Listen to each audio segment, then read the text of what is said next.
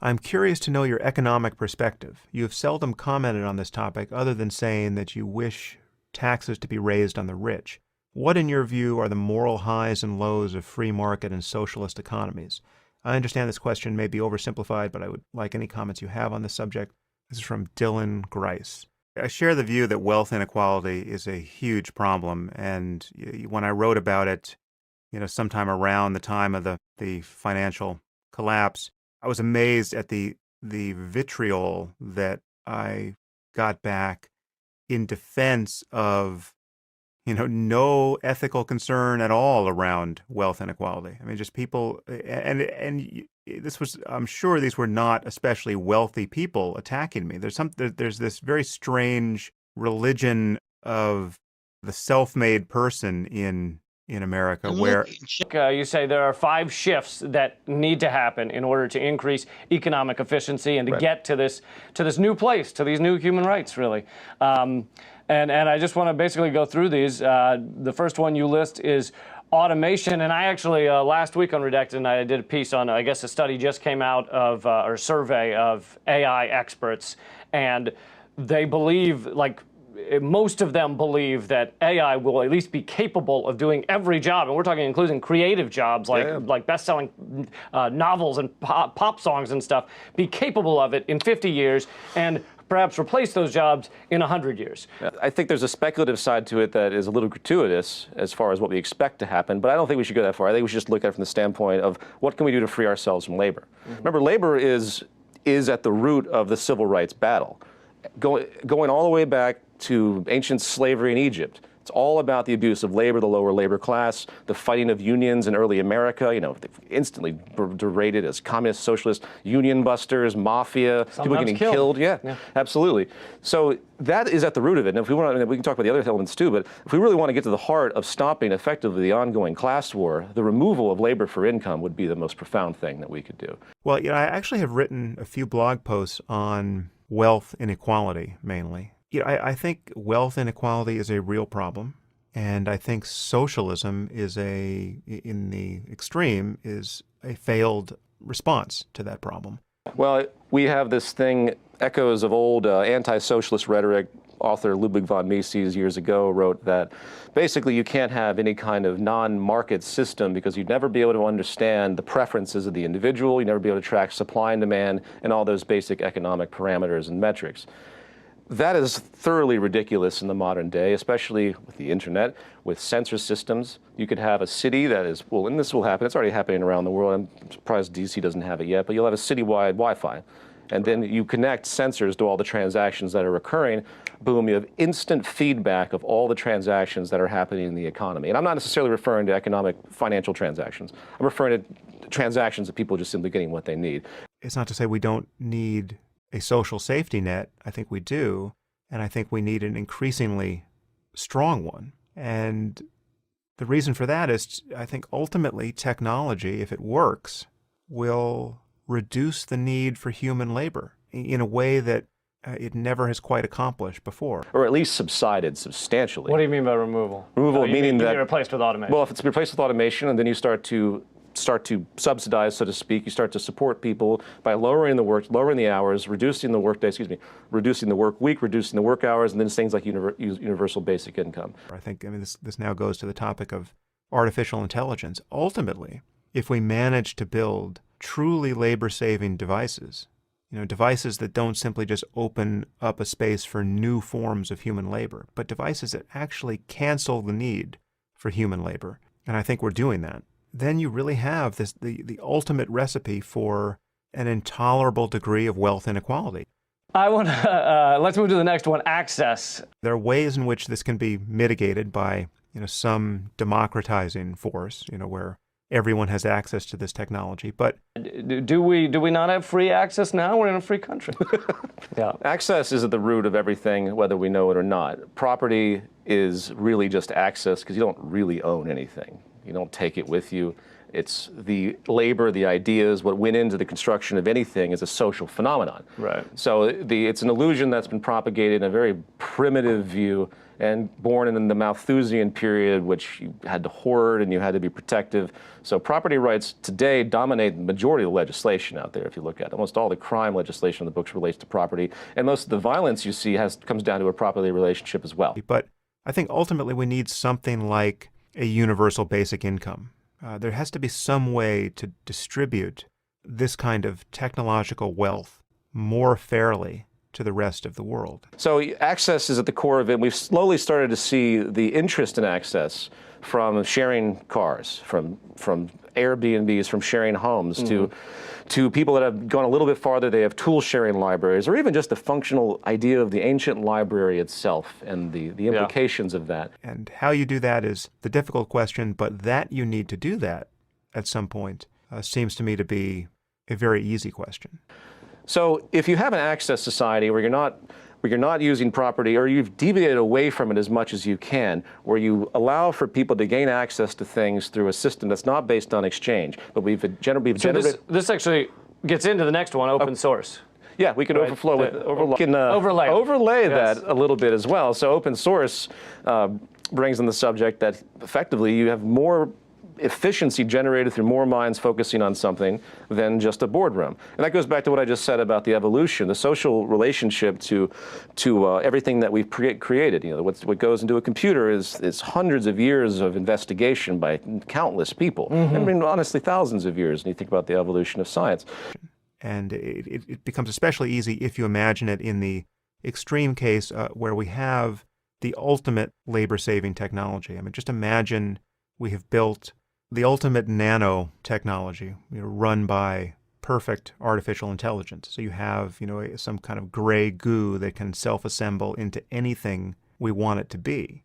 Any machine process can be built from scratch, molecule by molecule, so cheaply that basically it can all be done for the cost of raw materials, right? It's all powered by sunlight. This, on some level, is possible if we don't destroy ourselves in the interim. Imagine we accomplish this. Imagine we're handed this perfect technology. Creating a collaborative commons where people have access and organized capacity to design and innovate can now be extended to anything. That saves all human labor. You don't need anyone working anywhere to produce anything. Cars. You can use CAD, computer-aided design, computer-aided engineering. In the future, people will sit at a laptop with thousands of others working on a single project to try and make the best of something that could be made at that point in time, best of the best. And that would open the floodgates of innovation. So in other words, far more innovatively efficient. And the smartest minds doing the design work are now machine minds. And we're all left with the freedom now to what? Well, in our current political order, it will be the freedom to starve and fight civil wars over these resources. When you look at all of these behaviors and you look at how they're linked, you establish two trains of thought. First, you see the market train of thought, and the market's not going to change. It is the leading cause of death on the planet Earth at this point. The very basic nature of it says we are going to preserve scarcity. We need it. We need all this consumption to keep things going. We are going to use up the Earth's resources as fast as possible. We're also going to have massive wealth divides because the game of capitalism is explicitly based on advantage, and any game of advantage is going to create imbalance, no matter what you do. I mean, the huge wealth gap we see today is reminiscent of all the wealth gaps in history because of different levels of advantage that are achieved by a corporation or a political institution. Of course, we all know corporations and political institutions are one today, and they always really have been. Even if you go back to kings, the kings usually ran the ships, they got everything back, and then they would distribute it to their traders and everything else, the kings and everything in feudalism. Mercantilism was very similar, and then we ended up with capitalism. How do you change a system that is inherently corrupt? How do you change a system, move from something where everyone has been so deeply conditioned into these values and ethics to the fact that it's glamorized now, into something that is actually sustainable in meeting the needs of the human population in an abundance? Transition, again, is the most complicated thing you can talk about. But you have to change, which is what the Zeitgeist movement does, the value systems first. You have to get people to realize the underlying problem and get them to actually understand the solution. So we need to get this right. We need a system that can absorb the ultimate breakthrough in labor-saving technology. All right. Now, a lot of people might not be familiar with the Zeitgeist movement. Sure. So let's start there. What is it? Zeitgeist movement is a global sustainability advocacy group that essentially orients itself around economic theory and how we can change the social system to be more pliable, humane, and sustainable across the world. Because the breakthroughs are coming incrementally. So we're still hard-pressed to understand how we're going to absorb self-driving cars once they become not only available, but mandatory, given the numbers of lives they will save. So localization, I think, will happen naturally due to ephemeralization, a term coined by Buckminster Fuller, which basically means things are always, the process, technology, and design are always going to get smaller and smaller and smaller and more efficient. So, and the computer is just another example of that. And this decreases a lot of waste. And I mean, absolutely. It also incentivizes moving out of globalization, which is simply another form of colonialism. We're exploiting labor and resources in foreign lands that can't defend themselves, or there's such destitution they have no other option but to adhere to 15 cents an hour and so on. Right, right. So localization is critically important for the stability of this planet. I mean, again, the average American plate food travels about 1,400 to 1,500 miles. In a market system, luckily or unluckily, it depends how you look at it, people will gravitate towards localization eventually because it just will be less efficient financially for them to do globalization, especially with the rise of automation. And this is coming on 1,000 fronts. So we need to design a world and a political order where when there is no labor left to do necessarily, and we're all just free to create art and enjoy the creations of others and play Frisbee and live in paradise, we have to be able to do that. And as this book progresses, the logic becomes more and more clear that the highest state of efficiency, which would also create the highest level of social amiability, hence the alleviation of all the group versus group woes, is a system that doesn't have money. Now, I don't push that in the sense, I know how irrational that sounds to most people, how foreign that is to most people, they just can't even feel that. But that's something that I talk about and I'll eventually lead to. But I'm very transition oriented. So those 5 things you just mentioned, if we could get anywhere with any of those in a substantial way, you're going to see a dramatic alleviation of social tensions, reduction of poverty, the increase in efficiency, the decrease of waste, more sustainability, and so on. They all have those factors built in as an outcome. The only way to do that is to have a political and economic order that shares the wealth to some significant degree. And universal basic income is the best idea I've heard so far on that topic.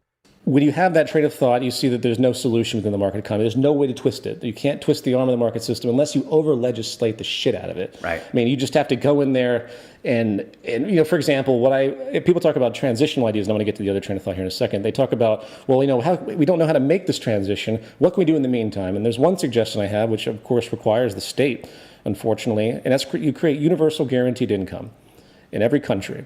And how you get that universal guaranteed income, meaning a livable wage for people, so if someone makes here, I don't know what the living standard is here, it's very high, obviously, but I assume if someone made 3,000 pounds a month, they might be able to survive fairly well. Yeah.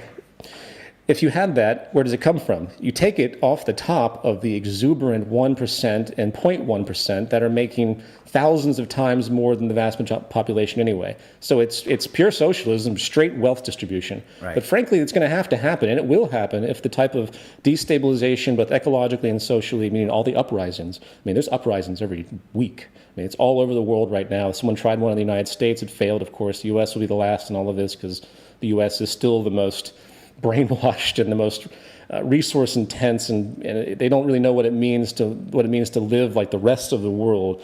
Western society is just a tiny little pocket, at least the majority of Western society, of what the actual world looks like with all the deprivation and disease and scarcity.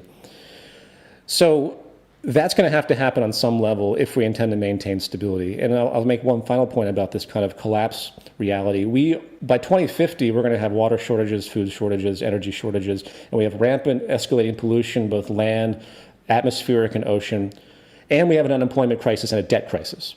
All of these things by 2050 are going to make a perfect storm of anger, resentment, problems. Think about just all it takes, like on the west coast of Los Angeles, I figured this out, all it takes is 2 trucking companies, 2 unions, to go on strike to limit food being traveled across the coast. All it takes is really high gas prices to make that happen. Because that's almost happened. So it's very fragile is what you're saying. Very fragile society right now. And it's really unfortunate that the news doesn't give enough credence to the dire strait of the ecological circumstance, mainly because it's really the water and food and energy issue that will disassemble everything we know as a stable civilization. Right. So again, we're messing around with the global environment in a very serious, very stupid way. And we just have to get our technology in hand. It's not enough to say that corporations can do whatever they want as long as they make a profit. Not if they're putting at risk people all over the world. They can't. There has to be a new way of approaching this. And we can't say that one nation can do what it wants within its borders. Because, as I said before, what you do in one country's borders has consequences all over the planet.